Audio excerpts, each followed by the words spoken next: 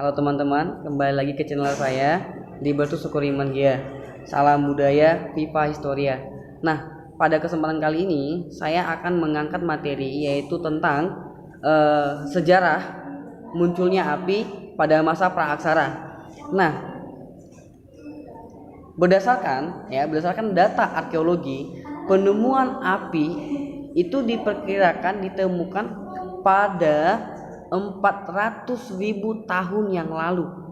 Nah, penemuan ini terjadi pada periode Homo erectus. Nah, pertama kali api dikenal adalah pada zaman purba yang secara tidak sengaja mereka melihat petir, yaitu cahaya panas di langit yang menyambar pohon-pohon di sekitarnya.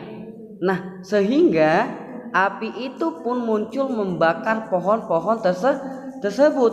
Nah, dalam menemukan api, manusia purba membutuhkan proses yang sangat panjang. Nah, proses tersebut dikenal dengan trial dan error, yaitu seseorang yang mencoba sesuatu tanpa tahu petunjuk atau cara kerjanya sehingga banyak mengalami kegagalan, dan mereka akan terus mencoba walaupun gagal. Nah, sampai mereka menemukan hasil yang mereka inginkan. Nah, setelah mengalami banyak kegagalan, akhirnya cara membuat api pun itu ditemukan, yaitu dengan membenturkan dua buah batu atau dengan menggesekkan dua buah kayu sehingga akan menimbulkan percikan api. Nah, percikan tersebut kemudian ditangkap dengan ranting, daun kering, lumut atau material kering lainnya sehingga bisa menjadi sebuah api. Nah, pembuatan api juga dapat dilakukan dengan menggosok, berulang atau bolak-balik. Nah, jadi pada saat itu, pada masa praaksara, cara menemukan api itu yaitu dengan cara dua batu yang digesekkan. Nah, seperti itu. Nah, melalui api itu memperkenalkan manusia pada teknologi memasak makanan, yaitu memasak dengan cara membakar dan menggunakan bumbu dengan ramuan tertentu. Nah, selain itu juga api juga berfungsi untuk menghangatkan badan, sumber penerangan, dan sebagai senjata untuk menghalau binatang buas yang menyerang. Jadi proses penemuan api itu merupakan bentuk inovasi yang sangat penting, inovasi yang sangat penting.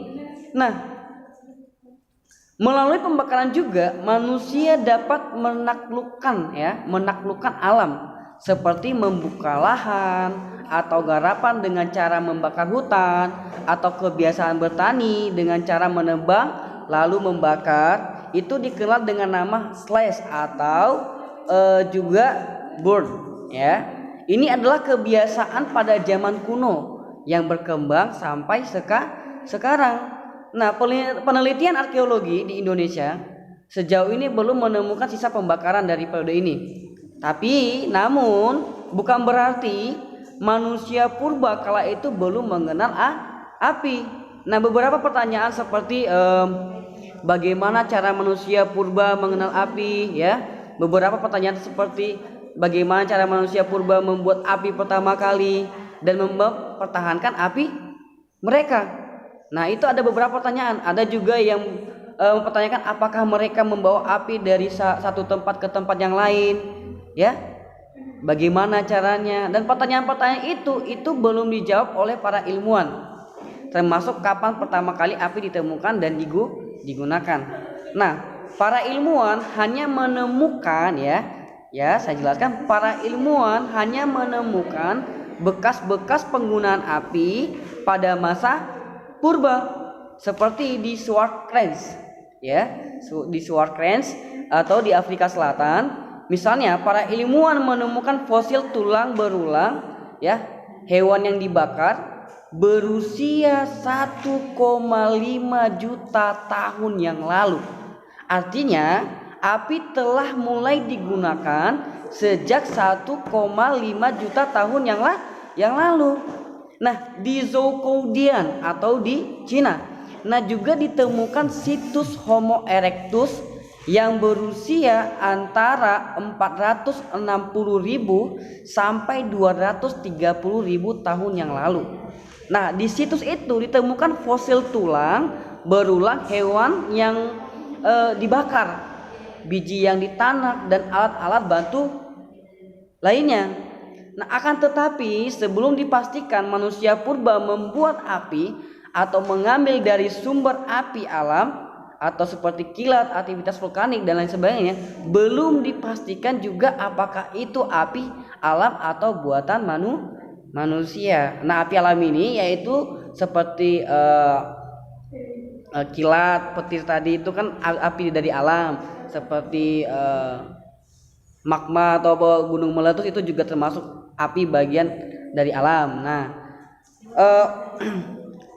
sementara itu juga tungku tertua dari sekitar 465.000 tahun yang lalu itu ditemukan di Menestregan atau di Prancis.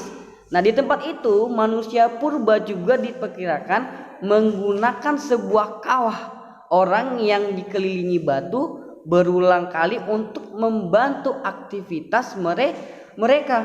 Nah, kemudian di Abri Pataut atau di Prancis, ilmuwan juga menemukan situs lainnya yang berusia 40.000 tahun yang mengandung batuan yang dihangatkan dan saluran pembuangan untuk udara dan asap. Nah, manajemen api yang penting di masa itu maupun di masa sekarang. Nah, perlu diketahui bahwa sekalipun belum mengenal tulisan, manusia purba sudah mengembangkan kebudayaan dan teknologi. Nah, meskipun manusia pada masa praaksara tidak mengenal tulisan, tapi sudah mengembangkan kebudayaan dan teknologi. Ya, itu digarisbawahi. Nah, teknologi waktu itu sudah bermula atau dari teknologi bebatuan yang digunakan sebagai alat untuk memenuhi kebutuhan mereka. Nah, dalam praktiknya peralatan atau teknologi berbatuan tersebut dapat berfungsi serbaguna. Nah, pada tahap paling awal alat digunakan masih bersifat kebetulan dan seadanya serta bersifat trial dan error. Nah, mula-mula mereka hanya menggunakan benda-benda dari alam, terutama batu. Nah, teknologi bebatuan pada zaman ini berkembang dalam kurun waktu yang begitu panjang, yang sangat panjang sekali. Nah, oleh karena itu para ahli kemudian membagi kebudayaan zaman batu di era praaksara. Nah, di sini juga ada beberapa zaman atau tahap perkembangan. Nah, itu pembagian zaman batu di era praaksara. Nah, dalam buku R. Sukmono atau Pengantar Sejarah Kebudayaan Indonesia dijelaskan bahwa kebudayaan zaman batu itu dibagi menjadi 3. Ya, apa saja? Paleotikum, Mesolitikum, dan Neolitikum dan Megalitikum juga, serta zaman logam yang perunggu dan besi. Nah, jadi saya jelaskan lagi bahwa api itu penemuan api itu merupakan bentuk inovasi yang sangat penting. Ya. Kenapa? Api itu sangat bermanfaat dari zaman manusia purba, zaman praaksara sampai zaman sekarang. Nah, jadi api ini juga merupakan faktor yang penting dalam kehidupan manusia. Nah, itu sekilas materi tentang sejarah penemuan api pada masa praaksara. Nah, jika juga ada yang salah dengan ucapan saya mohon maaf. Dan di sini saya dan Anda sama-sama belajar tentang sejarah. dan saya juga meminta kritikan atau saran atau masukan dari teman-teman ya. Teman-teman bisa komen di bawah ini. Nah juga apa yang saya bawakan hari ini itu supaya bisa bermanfaat bagi teman-teman, khususnya juga bagi peserta didik yang melakukan KBM daring atau secara online pada masa pandemi ini. Semoga sangat membantu teman-teman peserta didik. Nah, cukup sekian materi yang saya bawakan. Saya Libertus Syukur Iman Gia, mohon pamit. Salam budaya, Viva Historia.